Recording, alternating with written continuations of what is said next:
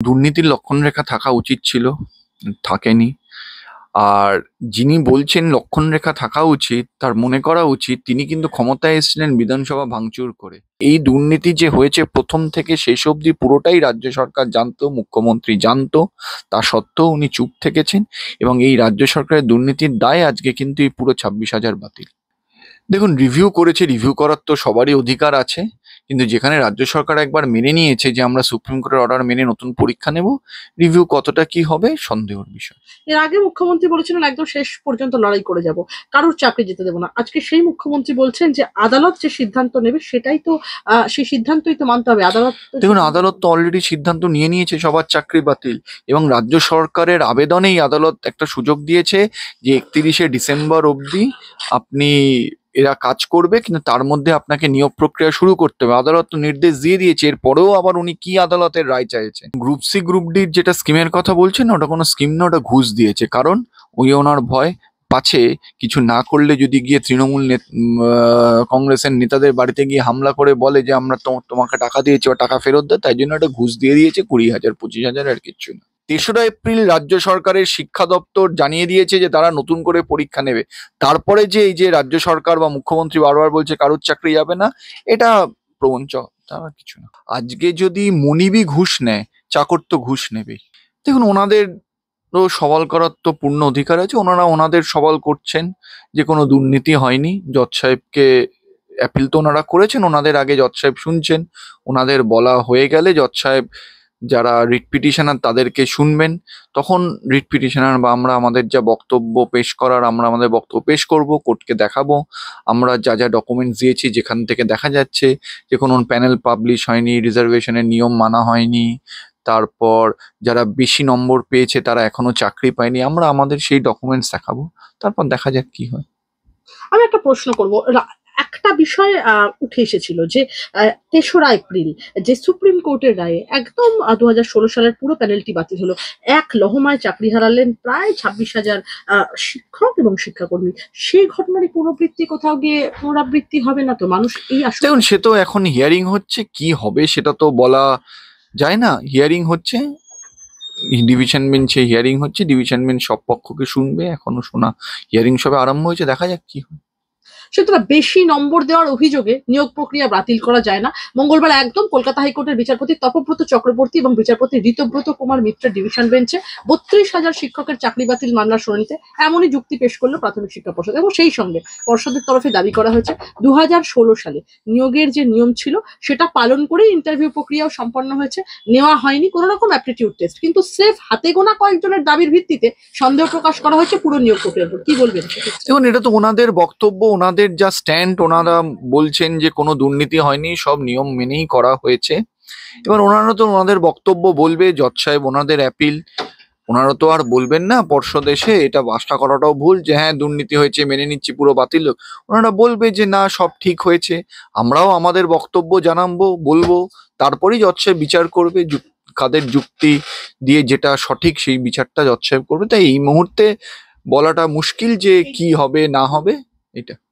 উচ্চ প্রাথমিকে super numerary post বা অতিরিক্ত শূন্য পদ নিয়েও স্থগিতাদেশ বহাল রাখলো কলকাতা হাইকোর্টের ডিভিশন বেঞ্চ। একদম নিয়োগের জন্য যে অতিরিক্ত পদ তৈরি করেছিল এসএসসি, তাতে অন্তর্বর্তী স্থগিতাদেশ বহাল রাখলো ডিভিশন বেঞ্চ। আপাতত কোনো নিয়োগ করা যাবে না বলে নির্দেশ দেওয়া হয়েছে আদালতের তরফে। কিভাবে দেখছেন? আজকে স্থগিতাদেশ দিয়েছিল সিঙ্গেল বেঞ্চ যে যেহেতু এই অতিরিক্ত শূন্য পদ যে ক্রিয়েট করা যে করা হয়েছে সেটা সঠিক, আইনত সঠিক কিনা সেই নিয়ে মামলা সিঙ্গেল বেঞ্চ জাস্টিস বিশ্বজিৎ বাসুর ঘরে চলছে, এবং উনি মামলা চলাকালীন অর্ডার দিয়েছিলেন যে যতদিন মামলা চলবে এই অতিরিক্ত শূন্য পদে কোনো নিয়োগ করা যাবে না।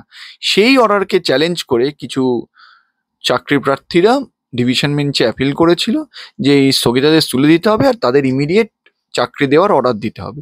সেইখানে ডিভিশন বেঞ্চ অর্ডার দিয়েছে যে সিঙ্গেল বেঞ্চ যে স্টে অর্ডার দিয়েছে স্থগিতাদেশ সেটাই বহাল থাকবে, এবং সিঙ্গেল বেঞ্চেই মামলার দ্রুত শুনানি যাতে হয় তার নির্দেশ দিয়েছে। ক্যাবিনেটের বিরুদ্ধে যে তদন্ত খারিজ করে দেওয়ার সিদ্ধান্ত, ক্যাবিনেটের বিরুদ্ধে বলেছে যে এটার কোনো ক্রিমিনালিটি নেই, ক্যাবিনেট একটা ডিসিশন নিয়েছে যে শূন্যপদ তৈরি করা হবে, সেটার জন্য কোনো ক্রিমিনাল ইনভেস্টিগেশন হবে না, কিন্তু সেই অতিরিক্ত শূন্যপদের যে অর্ডার, যে নির্দেশ, সে নির্দেশ আইনত বৈধ কিনা সেটা নিয়ে শুনানি করা যেতেই পারে, সেটা আজকে ডিভিশন বেঞ্চও বলে দিয়েছে।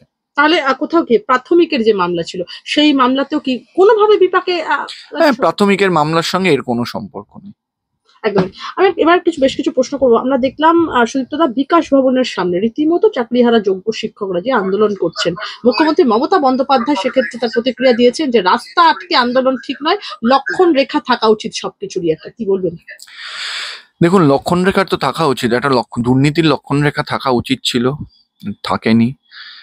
আর যিনি বলছেন লক্ষণ রেখা থাকা উচিত, তার মনে করা উচিত তিনি কিন্তু ক্ষমতায় এসেছিলেন বিধানসভা ভাঙচুর করে, তিনি ক্ষমতায় এসেছিলেন 14 দিন ন্যাশনাল হাইওয়ে অবরুদ্ধ করে।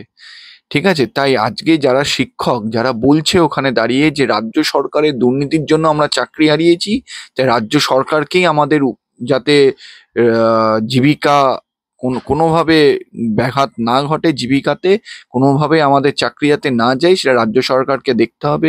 আবার কে দেখবে? রাজ্য সরকারের নৈতিক দায়িত্ব যে আজকে রাজ্য সরকারের চুরির দায়ের জন্য এদের চাকরি গেছে, তাই রাজ্য সরকারের দায়িত্ব নেবে, দায়িত্ব নিচ্ছে না বলে এনারা আন্দোলন করছেন। এনারা যেহেতু আন্দোলন করছেন শান্তিপূর্ণ নিরস্ত্র, তাই জন্যই পুলিশ এদের উপর আক্রমণ করেছে, এদের উপর লাঠিচার্জ করেছে।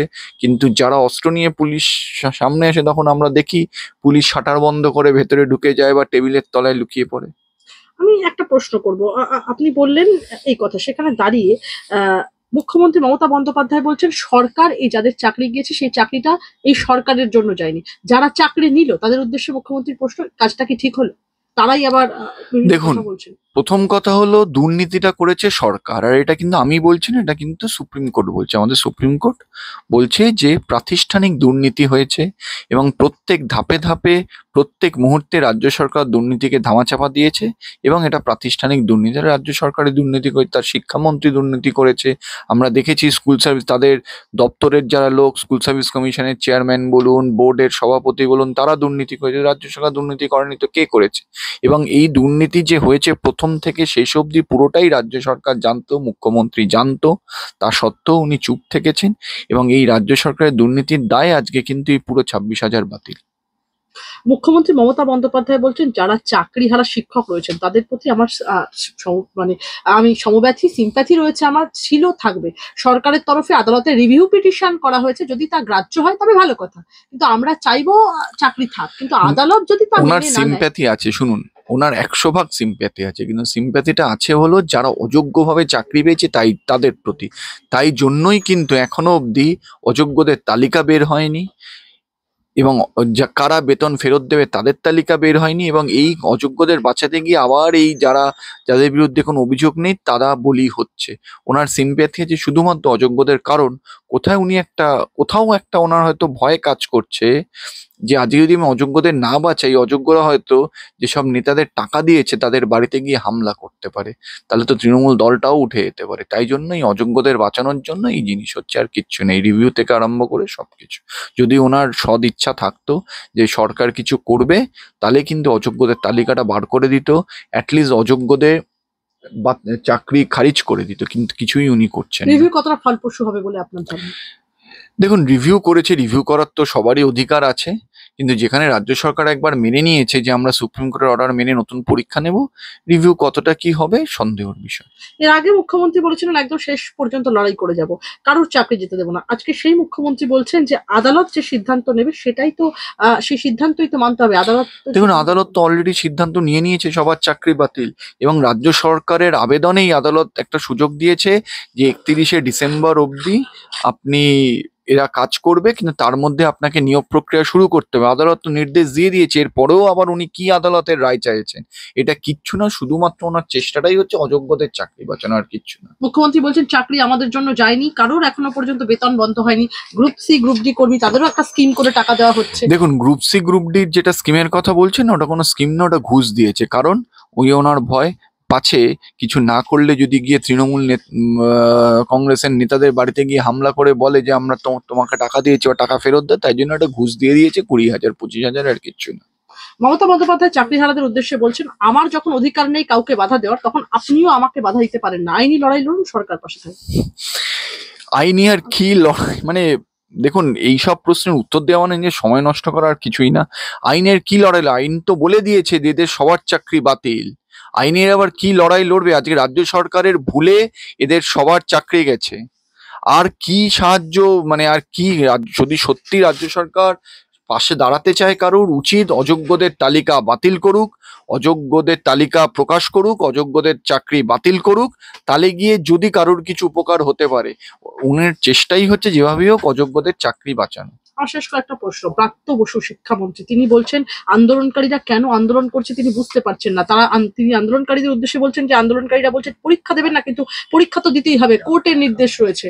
কি বলবেন? রাজ্য সরকারের আইনি লড়াইতে ভরসা রাখার কথা বলছেন ব্রাত্য বসু। দেখুন এইটা যদি ব্রাত্য বসু বলে থাকে ঠিকই তো বলেছে যে অ্যাবসলুটলি সুপ্রিম কোর্টের অর্ডার অনুযায়ী চাকরি নিতে হবে, কারণ পরীক্ষা দিতে হবে, কারণ সুপ্রিম কোর্টই বলে দিয়েছে পরীক্ষা দিতে হবে। এবং উনি কি বললেন না বললেন, সুপ্রিম কোর্ট যখন অর্ডার দিয়েছে নতুন করে পরীক্ষা দিতে হবে, তার মানে নতুন করে পরীক্ষা দিতে হবে। এবং এইটা সুপ্রিম কোর্টের অর্ডারের পরে কিন্তু রাজ্য সরকার নিজে মেনে নিয়েছে সুপ্রিম কোর্টে আবেদন করে যে নতুন করে পরীক্ষা দিতে হবে।